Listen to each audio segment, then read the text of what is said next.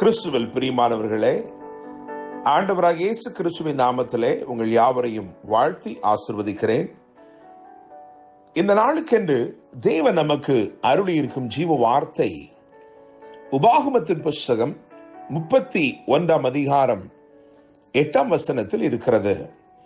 கர்த்தர் தாமே உனக்கு முன்பாக போகிறவர், அவர் உன்னோட இருப்பார், அவர் உன்னை விட்டு விலகுவதும் இல்லை, உன்னை கைவிடுவதும் இல்லை, நீ பயப்படவும் கலங்கவும் வேண்டாம் என்றார். என்னை கேட்கிற தேவனுடைய பிள்ளைகளே, 120 வயது நிரம்பின மோசே யோசுவாவினிடத்திலே கர்த்தருடைய வார்த்தையை விதமாய் கூறுகிறான். அதைத்தான் நாம் இங்கே வாசித்திருக்கிறோம். என்னை கேட்கிற தேவனுடைய பிள்ளைகளே, நான் நம்புகிறேன், விசுவாசிக்கிறேன், இந்த நாள் கர்த்தர் உங்களுக்கு முன் செல்லும் ஒரு நாளாயிருக்கிறது.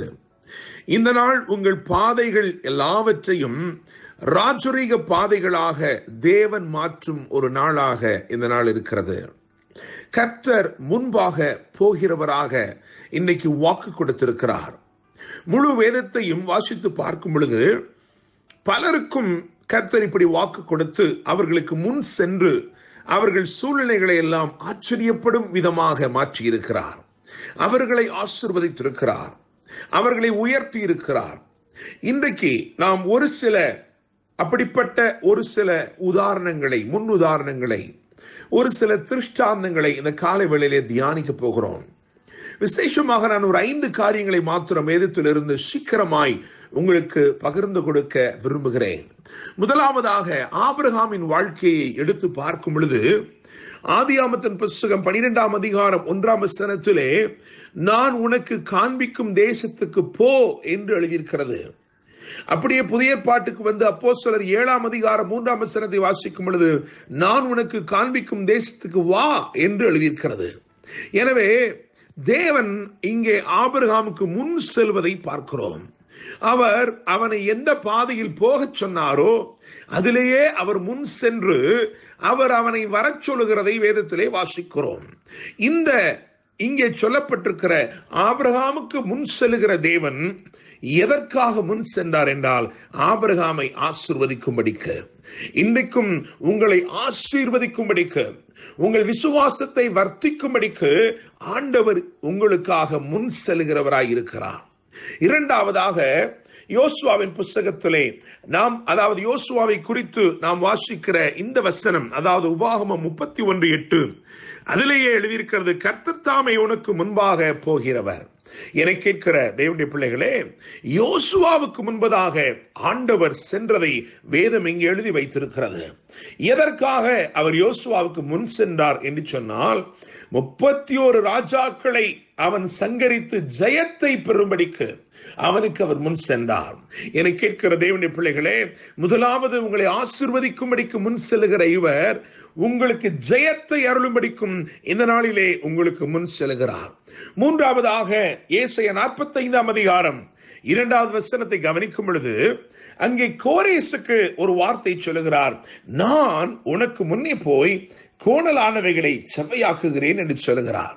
என கேட்கிற தேவனுடைய பிள்ளைகளே, எதற்காக அவனுக்கு முன் சென்றார் என்றால் சகலவற்றையும் சீர்படுத்தி சிறப்பாக்கும்படிக்கு முன் சென்றார்.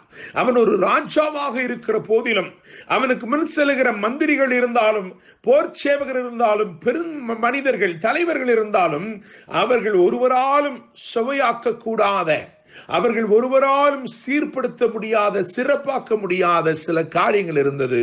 எனவே அந்த கோணலை செவ்வையாக்கும்படி ஆண்டவர் முன் சென்றார். இன்னைக்கு உங்கள் வாழ்க்கையிலும் கோணலானவைகளை செவ்வையாக்கும்படிக்கு, அதாவது சீர்திருத்தி உங்களை சிறப்படுத்தும்படிக்கு உங்களுக்கு முன் செல்கிறவராய் இருக்கிறார்.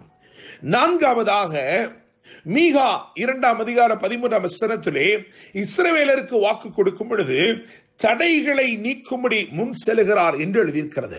தடைகளை நீக்கி போடுகிறவராக உங்கள் வாழ்க்கையிலே என்ன தடைகள் காணப்பட்டாலும், எவ்வளவு நாட்களாய் அது தொடர்ந்திருந்தாலும், இன்றைக்கு முன் செல்கிற தேவன் அந்த தடைகளை நீக்கி போடுகிறார். தேவனுடைய பிள்ளைகளே, எனவே அவர் ஆசீர்வதிக்கும்படி முன் செல்கிறார். அவர் ஜெயத்தை அருளும்படி முன் செல்கிறார். அவர் உங்கள் பாதைகளை சீர்படுத்தி சிறப்பாக்கும்படி முன் செல்கிறார். அவர் தடைகளை நீக்கி போடும்படி முன் செல்கிறார். ஐந்தாவதாக, கடைசியாக மத்தேயு 28:7 வாசிக்கும் பொழுது, அவர் உங்களுக்கு முன்னே கலிலேயாவுக்கு போகிறார் என்று எழுதியிருக்கிறது.